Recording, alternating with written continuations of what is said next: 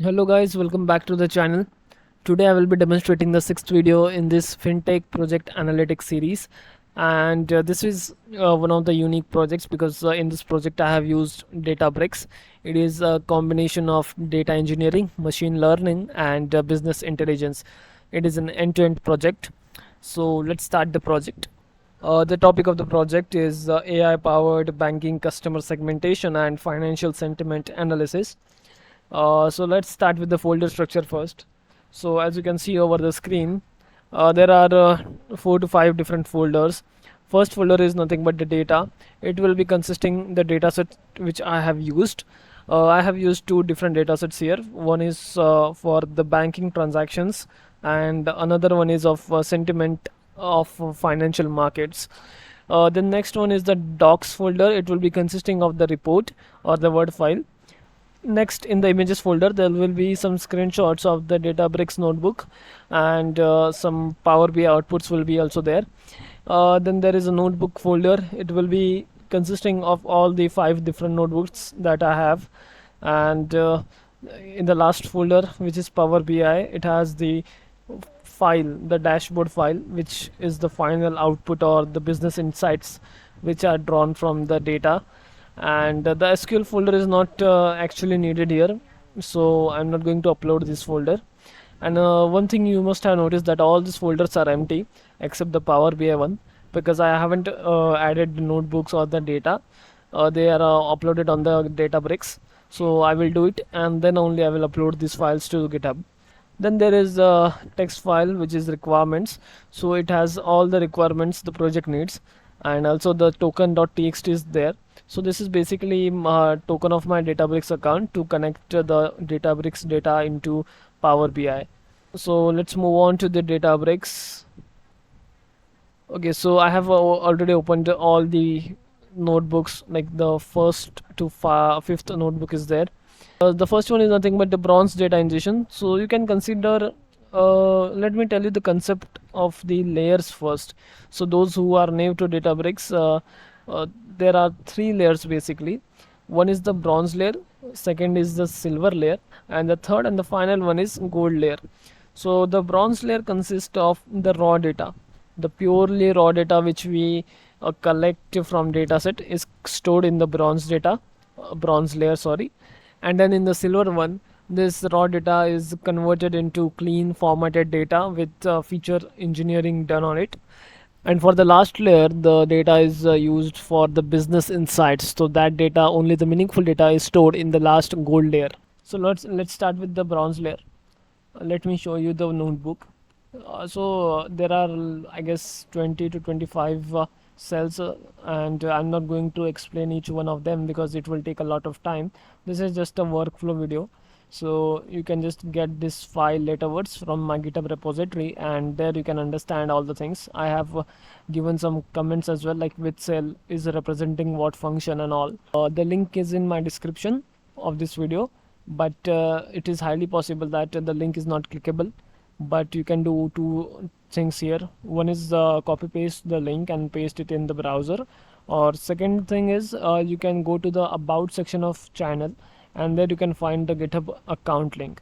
And once you open the link, you will have to navigate to the this repository. So basically this is the notebook, and currently you are able to see that all the outputs are literally zero because I haven't run this book since the last time. I have to restart the kernel. See, I'm not going to rerun the notebooks because it takes a lot of time to run all these cells, so you can do it at your own pace. Then the next one is the second notebook, which is silver data engineering. This one is also same like that, just the feature engineering and data cleaning functions are implemented is in this one. So this is the silver layer, and the data is visible in this one, like in the output section the data is visible completely.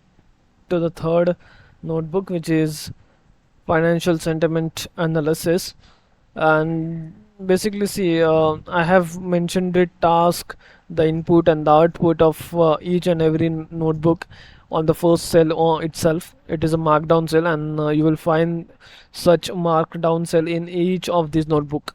So you don't have to search here and there for like what kind of function is this notebook using. There are comments for that purpose only. So see, you can see that multiple comments are already there, so you can get to know that what function it is. Okay. Then let's move on to the customer segmentation. Again, the same thing, it's there like the markdown cell, then the coding starts.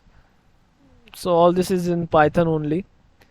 Then the last one is business analytics recommendation.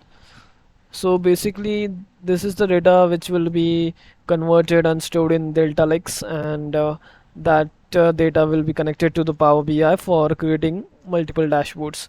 So each one of this has a purpose. The data will be used, like as you can see over there, there is executive KPI table, business recommendation table, segment analytics table. So all this KPIs and recommendations will be used in the Power BI dashboards. So I guess so this is the most boring part, you can say. And let's move on to the Power BI section. Okay, so this is the first dashboard, which is a financial sentiment analysis. As I told you that there are three total dashboards. So second one is customer segmentation analysis, and the last one is nothing but customer behavior and business recommendations.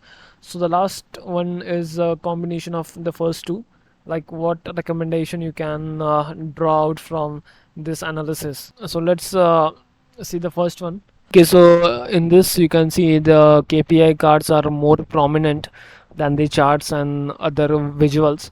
So this is because this is the dashboard which will tell you that what is the accuracy of the model, like the AI model that we have created in this project. So what is the precision of that model, then recall, F1 score, all the measures will be included in this folder file only.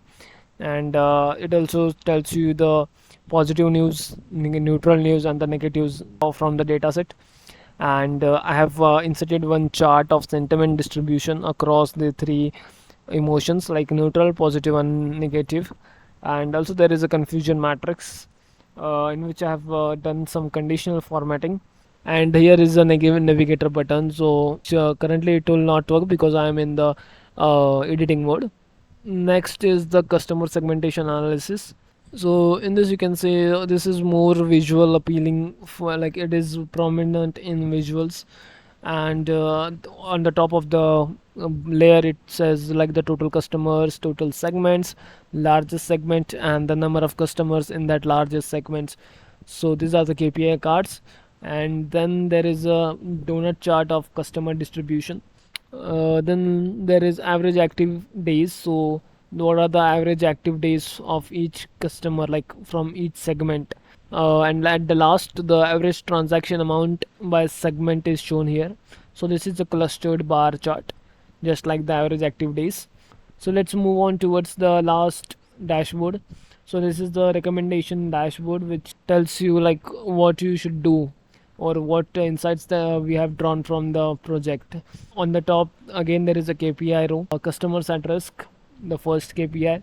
So this is nothing but the low value customers. For every business, it is important to attract the customers, and for low value customers, because they are highest in number, we have to do something for them.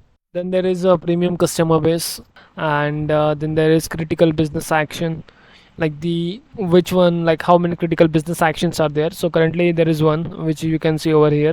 And the negative news. So this is the table, and which says customer segment, customers, then the priority, and recommended actions. These are the column headers. So for each customer segment, the number of customers are mentioned over there. The priority is shown in terms of critical, high, medium, and what could be the recommended action is also there. Along with that, there is a customer segment size, which is like from low to ultra premium. Then the last one is nothing but strategic recommendations for each segment.